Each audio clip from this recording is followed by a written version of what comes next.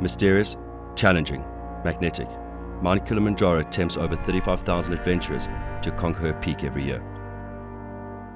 Only 41% of them make it to the top, Uhuru Peak.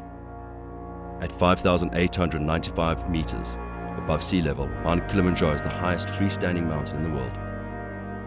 This dormant volcanic mountain, with its 3 volcanic cones, Shira, Kibo, Maiwenzi, is situated at Tanzania's Kilimanjaro National Park. Uhuru Peak on Kibo's crater. Its fumaroles emit gas in the crater, leading to several collapses and landslides in the past. Most hikers turn around at Gilman's Point, 300 meters shy of Uhuru, or Stella Point, 200 meters short of Uhuru. Between 10 to 15 people die on the mountain every year from severe altitude sickness, hypothermia, falls, and other medical problems. And yet, groups and individuals continue to find reasons to climb Africa's tallest mountain.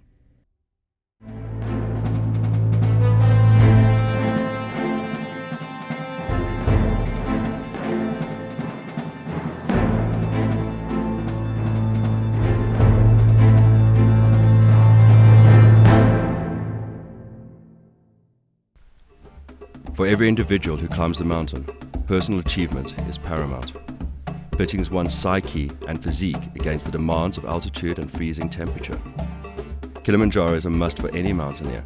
It's the easiest to climb of the 7 summits, and it is remote enough to be adventurous and accessible enough thanks to a good travel infrastructure. Scientists studying the effects of climate change are also attracted by the mountain, and so are the groups setting out to raise funds for charities or to create awareness around an issue. For corporates like the ABN Group, the attraction was the team-building opportunity. As the mountain challenges people on a range of levels, it helps forge bonds and brings out dormant qualities of leadership and team dynamics. The idea originated from a team building exercise that I wanted to do for the company, and ran the idea through a few of the folks around, and everybody seemed to think it was a great idea, and we asked for volunteers and suddenly found an overwhelming response from the company. And then we had to set this criteria. We felt that people who are going on the trip should be in the middle management, should have been with the company at least 2 to 3 years. We finally decided that there should be a team of about 10, and it grew up to 15 people eventually. And the idea was to, take middle management and see how everybody relates to each other. 15 members of the African Business News, or ABN Group, take on the challenge to summit Africa's highest mountain. 12 from Johannesburg, 1 from Cape Town, and 2 from Murdoch University in Dubai, Chris Pilgrim and Hasim Darwish. Do they have what it takes to make it to the top? It was as if nothing was going to happen, really. It was just another trip. There were a lot of expectations put on both ourselves and the team as a whole. So some of us had this notion that this was going to be the hardest expedition known to man. No one has ever done it. You had to train, you had to eat right, you had to buy the right things. For me, it was the fear of the unknown more than anything else. For me, it was more of just an adventure. For most of the people that had done the research, that have spoken to the people, I did none of that. I didn't look at how long it was going to be. I just went along with everyone else and took it at a day, like whatever came that day. Maybe my most fear was just not making it at all. Follow this adventure of a lifetime, documented on camera by teammates through this exciting journey. The Kilimanjaro team met up at CNBC Africa head office in Sandton, Johannesburg to retell their stories, reflecting on their unforgettable experiences. Alex Livener, Group Marketing Manager, was responsible for logistics. In terms of governance and in terms of risk, we had to plan which of the executive team, because there were quite a few executive team members flying, who could fly with whom in terms of if things should go pear-shaped. We don't have the most important people all on one plane. It's the last meal within South Africa before we head out. Hi! Hey there, Quint. All set to go? We ready to go? Just say hello, no luck. We went from South Africa, OR Tambo, and we landed at Jomo Kenyatta Airport in Kenya. And then went over to Tanzania on another Air Kenya flight. Then we got to Kilimanjaro International Airport. Really, really small airport, but you could see that people came here for a purpose. Everyone either came there to climb Kilimanjaro or visiting family. You get there that day, and all that happens is you literally just, the next morning, you're going to climb a mountain, the biggest in Africa, and it doesn't even feel like anything was about to happen. We woke up the next morning and we got our tour guides, and those guys sort of spoke to us, and from then we went through to the mountain. Let's go, Kili, let's go! Let's go, Kili, let's The ride go! from the town of Moshi to the start of Rongai route, the only northern approach to the mountain, takes 2 to 3 hours. At the gate we meet our porters, and the hike begins to Simba Camp, which is at 2,626 meters. We assume our military formation, which is predetermined on the previous hikes in Suikerbosrand, Henops, Hekpoort and Sentinel Peak in the Drakensberg. When we were planning and doing these treks, people used to wonder why I was making people lead and walk in a particular marching order.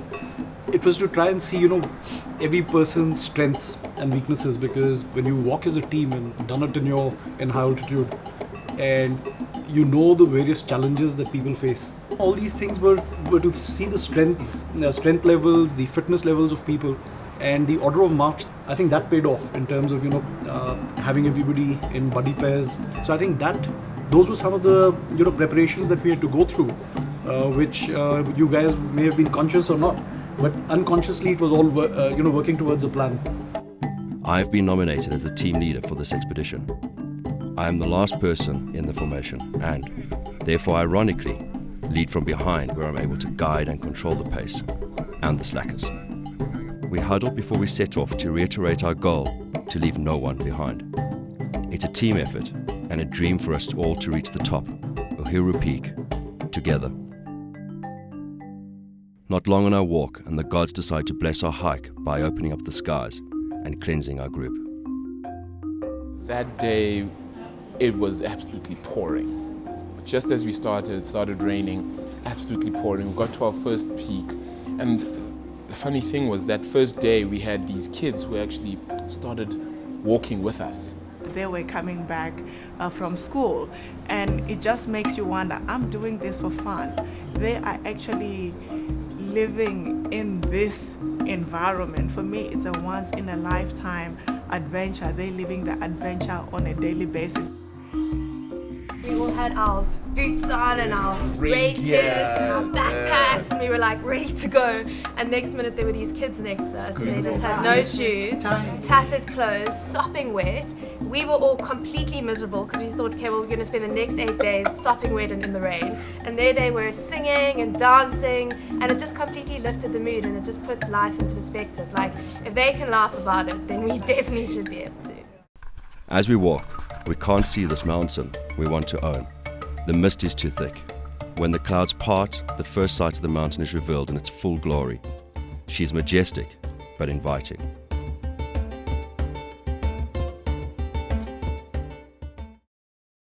Today's relatively easy hike takes us well into the moorland. The morning conversation is a mere echo of the group's typical dynamics. The walk is a gradual, never-ending incline which rises over 800 meters through the heath. Finally, the camp arrives.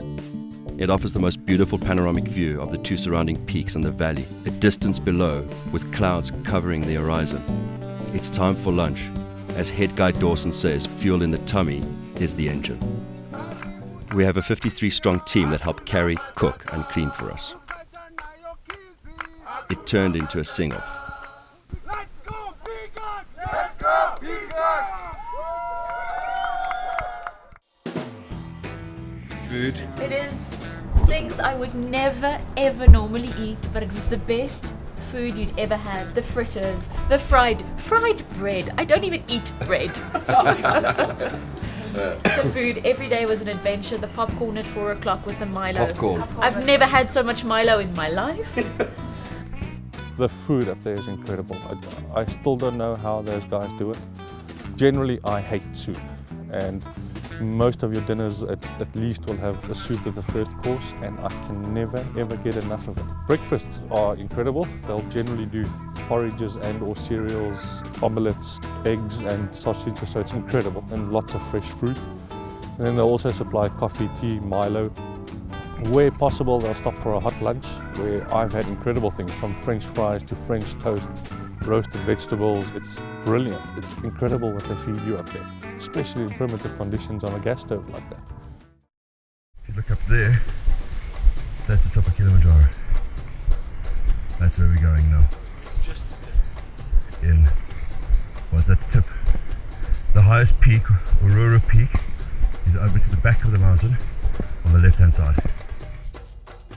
We set off on a climatization hike, go high, sleep low, upon which we are welcomed by the falling clouds which drench us all. The pitter-patter presides over my wet tent well into the night. I hope it's gone by the morning.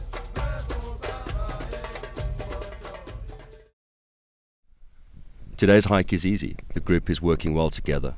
The formation is showing its merit, and we continue telling stories and making jokes to pass time. As you go up the mountain, you sort of try to find things that is going to keep the team going. And for a while, we actually sang The Lion King, so a whole lot of songs from The Lion King. But as we got up the mountain, our first day, our tour guides actually started giving us a new song. And this is a song that they give to everybody else, and it was really about Kilimanjaro. And they sang it, and I started to learn it. Nobody else wanted to learn it, and I wanted to learn it, so I eventually knew all the lyrics to the song. And it goes, Jambo, Jambo Bwana, habari gani, nzuri sana.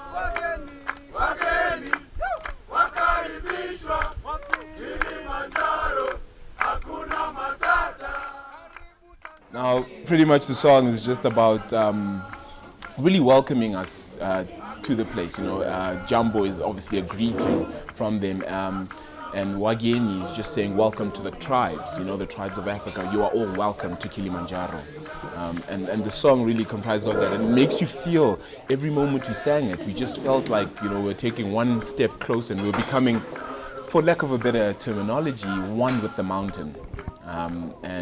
We just struggled through everything, and we eventually got there. So it was really, really awesome, and that song really helped us. We are now in the routine of drinking the required amount of water and keeping an eye on our allocated buddy. We are near Mount Mwanzi, and the temperature has dropped a notch. It's going to be a cooler evening, and the rain is threatening us once again. The resting point opens up to the valley below. Samantha leads us into our yoga breathing lessons, making us look rather funny, but even the porters enjoy the benefits. I think every person had a certain leadership role in this. If you look at Samantha's role in doing those yoga classes and the breathing exercises that we did, I think it was very integral to this whole trip. Now, if we hadn't done those things, and again, people would question, why at the end of the walk every day were we sitting down and doing stretching exercises. In fact, the head, Dawson, actually turned around and said that he's going to send his wife to come and, learn breathing from Samantha. Now, that was again a very important lesson that, we need to do all these things. And it's not just as part of the hike. Anything you do in life, you got to plan for it. Because if you don't, you'll find that, you'll hit obstacles and you'll not be able to deal with them. So mentally, you got to prepare yourself for the challenges that you're going. And I think to that end, it was a great exercise, and I think everyone came together, which was just fantastic. I can't sleep. It's cold. Suddenly I realize I need to get sick. My stomach is moaning, and I know I'm in trouble.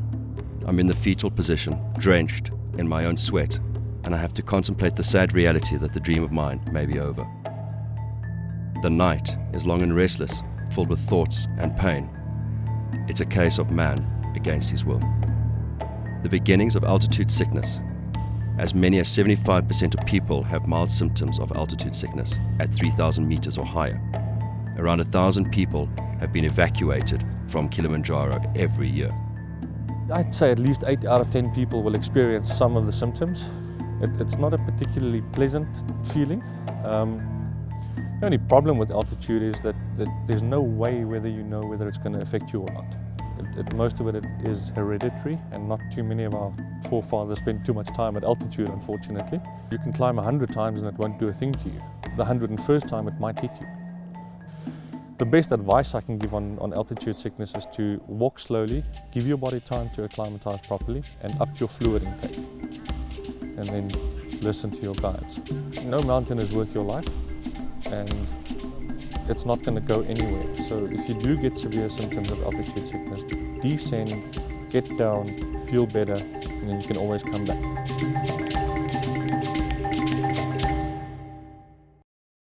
Early morning, people rise and disappear into the winding paths that lead to the more personalized opportunity to speak to nature, as opposed to the wrench of the once acclaimed long drop. Okay, there it is. There it is. Oh! Okay, run away, run away. The bathrooms are the best of times. I remember there was one camp that was unbelievable. I mean,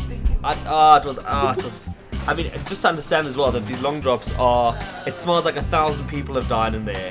And sometimes they were long drops and sometimes they were short drops. And it depended on how lucky you were and what time of the day you were on. I saw Tash running out of one and she came out screaming, "It's looking at me, it's looking at me."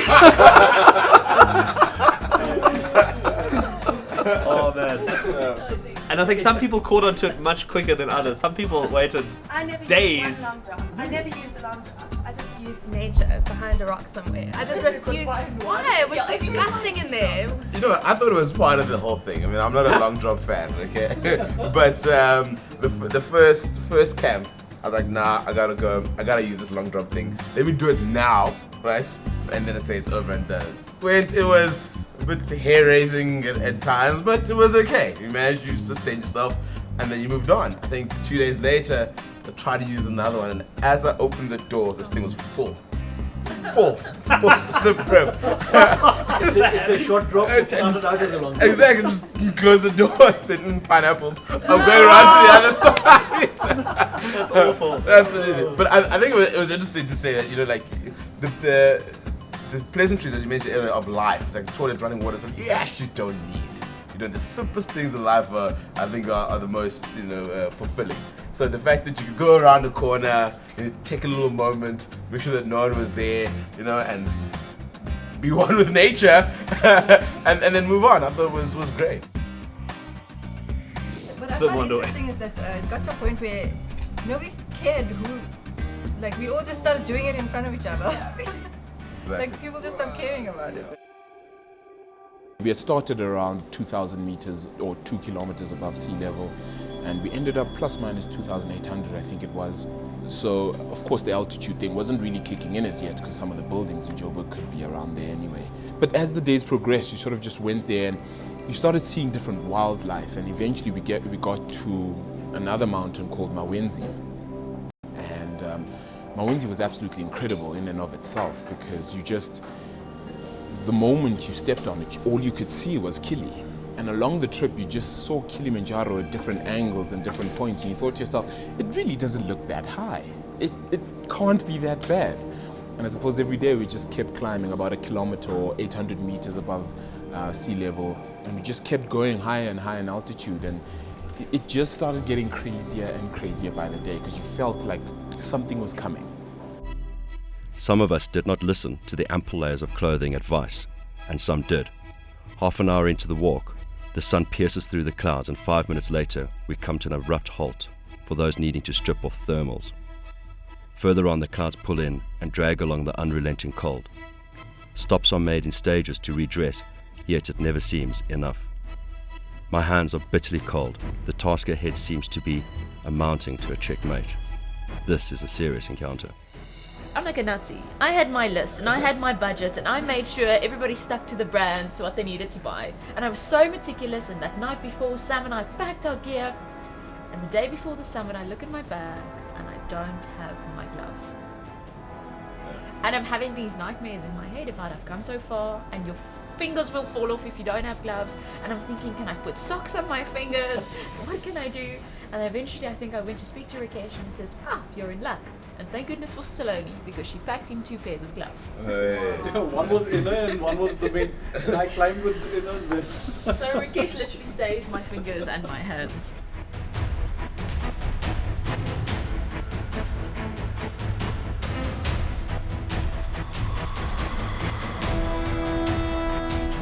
Today has been the most challenging of all thus far, but we now know respect the conquest of the next 2 days.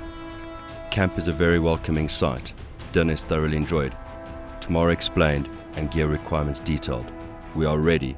Tomorrow will be a long but exciting day. For me, the most hair-raising was I never got any sleep on the trip because at night my heart was like a machine gun. So there was too much blood pumping. I just couldn't fall off to sleep. I must have got about 10 hours through the entire 7 days. So was it because Alex was snoring or Alex snored? No, that was snoring from another tent. Really good to stay. Really good to stay.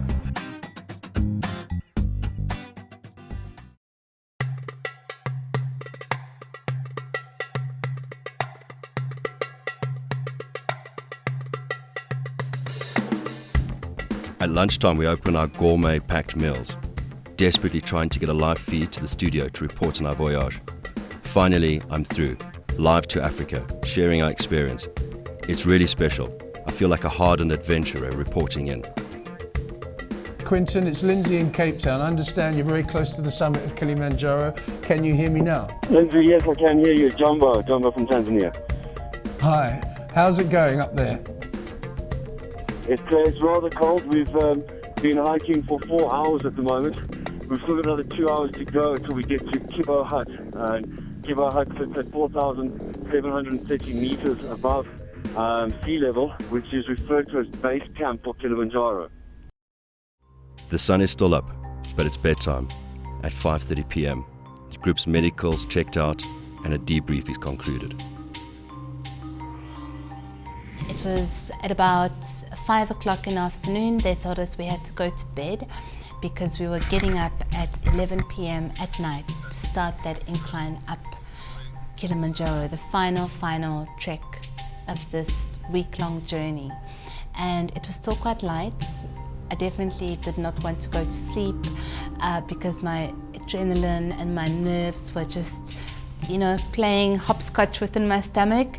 And I remember going for one final toilet break at about 5 o'clock that afternoon, and the sun was kind of starting to set. It was very, very cold, and I felt so anxious and so scared about what was going to happen at midnight because I hadn't actually started doing it yet. It was just anticipation of the trip, and I remember feeling so scared.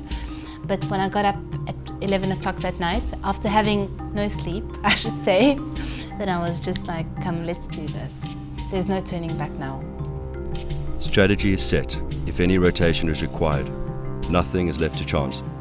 This is all led by the Supreme Leader himself, Rakesh Wahi. The goal is simple. We will not leave anyone behind. We will all summit.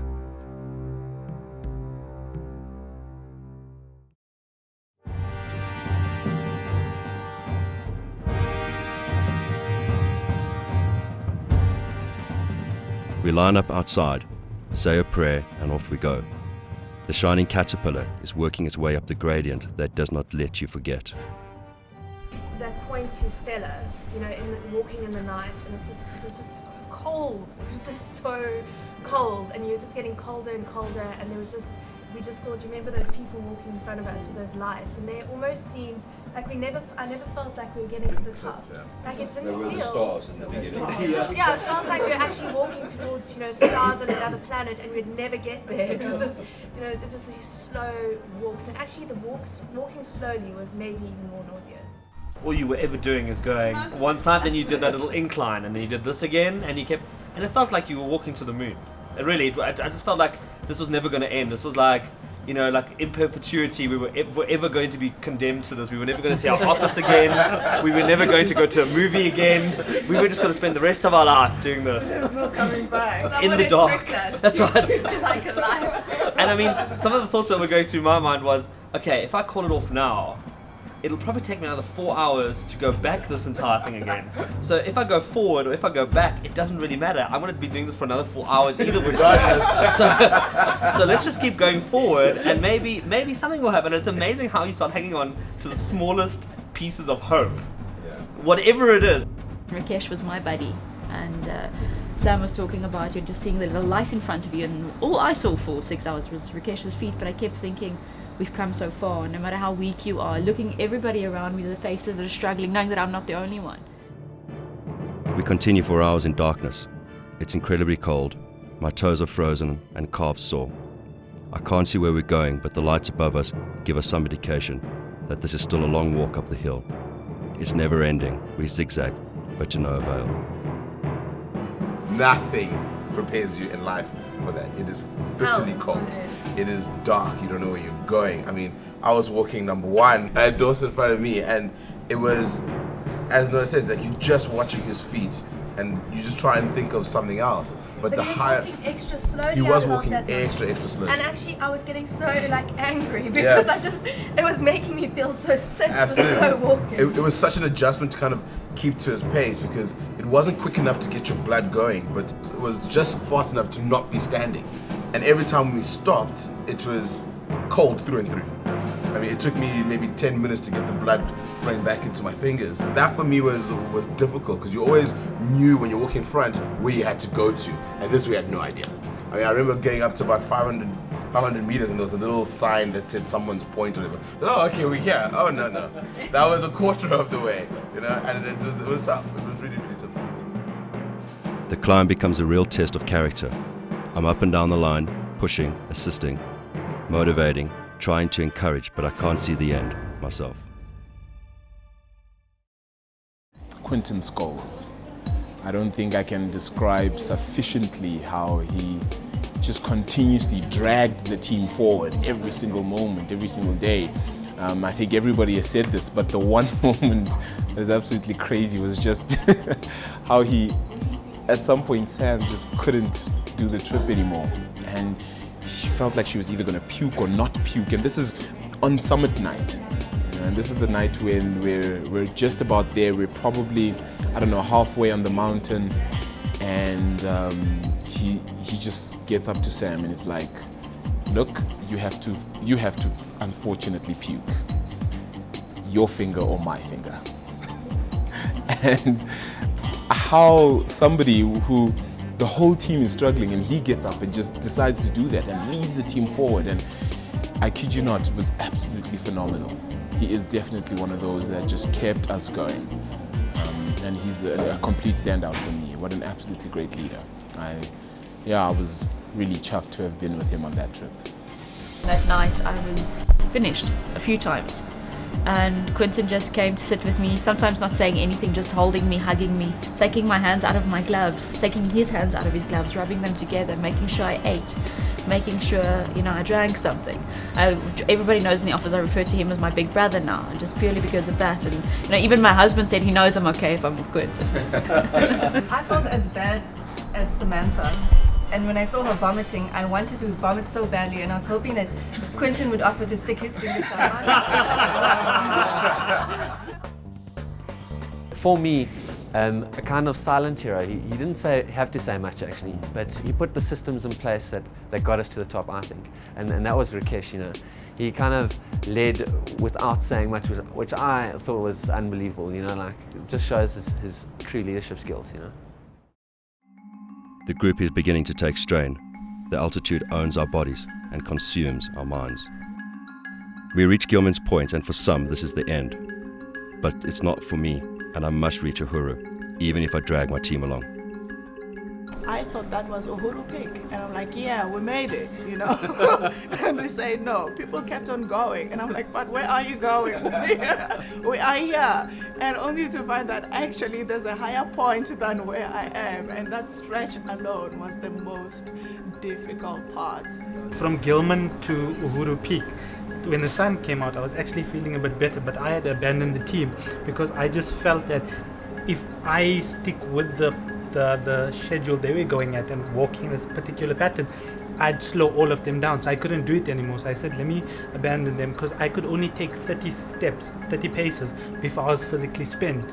It was literally like, when you plug in your phone and then it's completely dead, then you have to, you use it and it's dead, then you put it back and it gets little energy.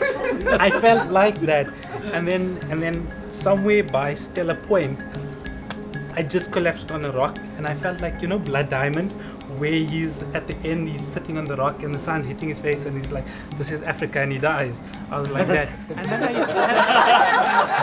was like that. I was like, just leave me.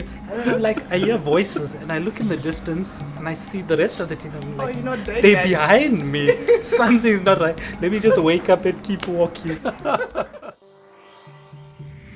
I knew that Sid was in trouble 2 days before the summit, and the first day he had come to me and muttered something because I had said something to Sid, and he begged me not to say anything to Supreme Leader.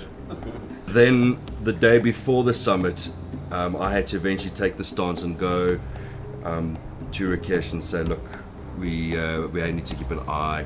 I'm not happy. I needed to change the order of the team because of these reasons. And there was no questions in my decisions to do that. It was accepted and understood immediately. Ultimately, the final decision that was without a doubt the hardest was to make the call and say, sorry, you have to go back. Your health is more important, your life is more important, you have to turn around. And that was one of the hardest decisions I think I've ever made, knowing the emotive side of it. It was exceptionally difficult. I'd already started feeling the altitude sickness a day earlier, where I felt very claustrophobic, I couldn't breathe. And then the vice chairman was telling me that somebody from a bank had taken his son up, and the son died on the mountain. So then I'm telling myself, shit, I'm gonna die, shit, I'm gonna die. So all of this going on, and minus 18 degrees with a single layer of gloves.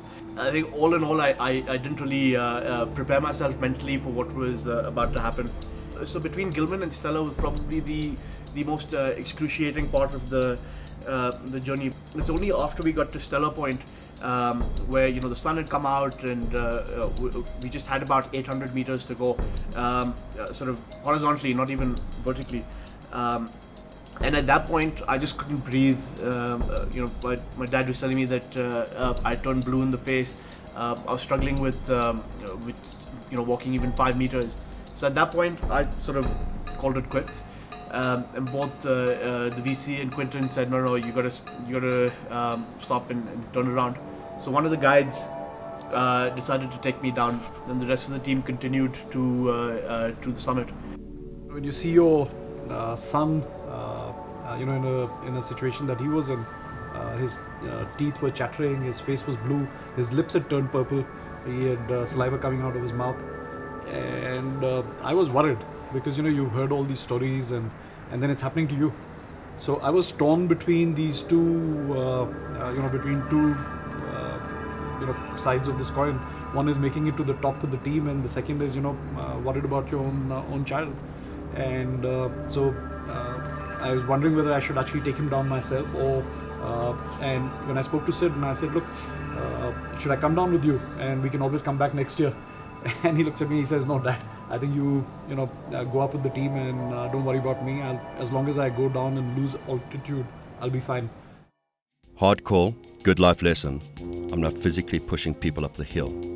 Boom, I spot the sign. I can relax as I know my part of the promise is over. They will make it. Instantly, my focus changes and the emotions set in. The thin air, euphoria, and peace overwhelms me.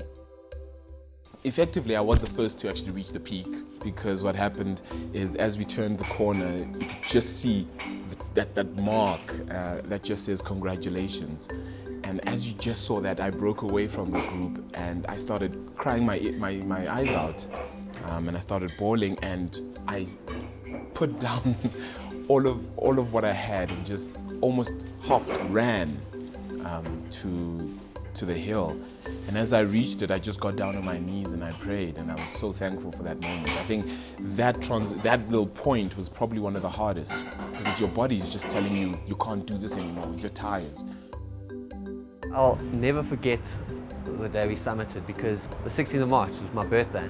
It was kind of a big deal for me, like I'll never forget it. I was kept on thinking to myself, you can't not do this. It's your birthday, and you got all these guys here. So that definitely pushed me. The night after we summited, the guys asked me, geez, it must have been the best birthday ever. It was an amazing birthday, but I was thinking it was pretty much like my 21st if I think about it. Like people were stumbling all over the place, some people were vomiting, you know. So yeah, but it was amazing. I think my first thought when I finally got there was, thank God I'm here. Let me just take my camera out and take this photo now. But obviously it was a lot of mixed emotions. I mean, looking out onto that cloud cover from the peak of Africa's tallest mountain was such a powerful moment. I was so proud of myself that I had done it, and I was also so proud of my team because each and every one of them had also accomplished it. As we were assembling to take our group shot, and everyone was kind of wandering around, I think we all looked a bit like zombies, wandering around the summit, getting our cameras out. We saw this figure in the distance, this very distinctive red jacket, which we knew was Sid's. And I looked, my vision was a bit blurry. I looked and I wasn't sure if it was him. But then somebody else said, oh, there's Sid, he's coming. And so we saw this figure and his guide lumbering up, looking like they'd just been through a war, but they were going to make it. And there was such an elation that all of us felt as a team, because I think the sweetness of what we went through in Kilimanjaro was very much the fact that it was a team effort, and it was about helping each other to make it up the whole way.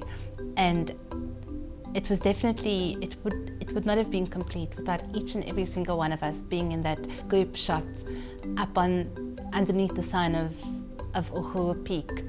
So anyway, Sid arrived, and there was much hugging and crying, and I think our tears were almost freezing on the side of our eyes, and we all hugged him, and we saluted him like a hero's welcome. It's definitely like a sight out of a movie. I mean, we'd all made it there, everyone is all emotional, crying, tears, etc. And then, coming around the corner is this guy, hoodie, hunched over, and as he walks around the corner and everyone notices that Sid's there, it's like, oh, Sid's there, whoa!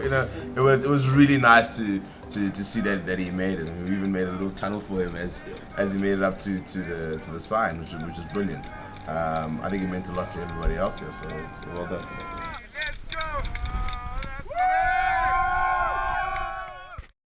It was quite a good feeling to be part of the team. Can you imagine coming down, sitting here today, and saying 14 out of 15 people made it, and put my hand up and say, yeah, I'm the guy who didn't make it. So I'm happy that we did it as a team. When I saw him come up, it was just fantastic, and I think when I reached up and met with everybody, it was a great kind of feeling that all of us had, that we'd all made it up there. We made it as a team. According to head guide Dawson, of all of the groups he had taken up Kilimanjaro in 10 years, the Peacocks was the 10th team to make it to Uhuru Peak with all of its members. No mean feat. Talking about how everyone struggled and how everyone dehydrated and foaming at the mouth, and it was all sort of falling apart.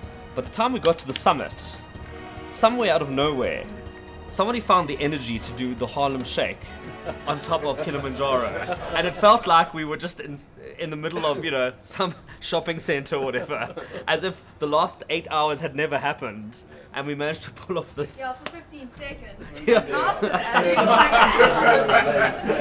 we were so exhausted. That was like dancing for 15 hours. Con los terroristas.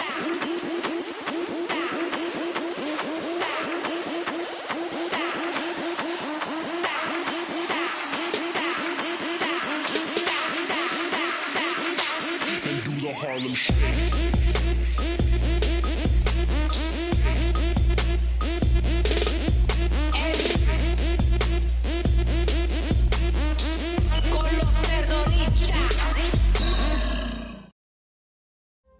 Can there be more to this day? We've got to get down the mountain. We set off for a 12-kilometer walk to the next camp. Been there, been to the top, saw the madness. It's time to go back down, and it's a pretty daunting task. But it is possible. Right down there is Kibble, and the little sparkles down that side, if it's not visible, is Moromba, which is where we'll end up by the end of today. It's not just a matter of getting up, It's about getting down again as well, because a lot of people look at the goal and say like the goal is the summit. The goal isn't the summit, the goal is the summit and getting back down again, because Yeah, but once you summit it, like, that's it. It's fine. You can roll down eventually.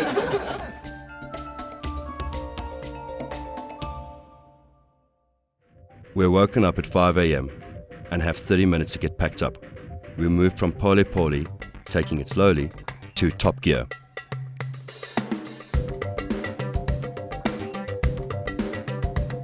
It's the last time we get to shout keep left as the army of porters come streaming down the mountain, carrying the world on their shoulders.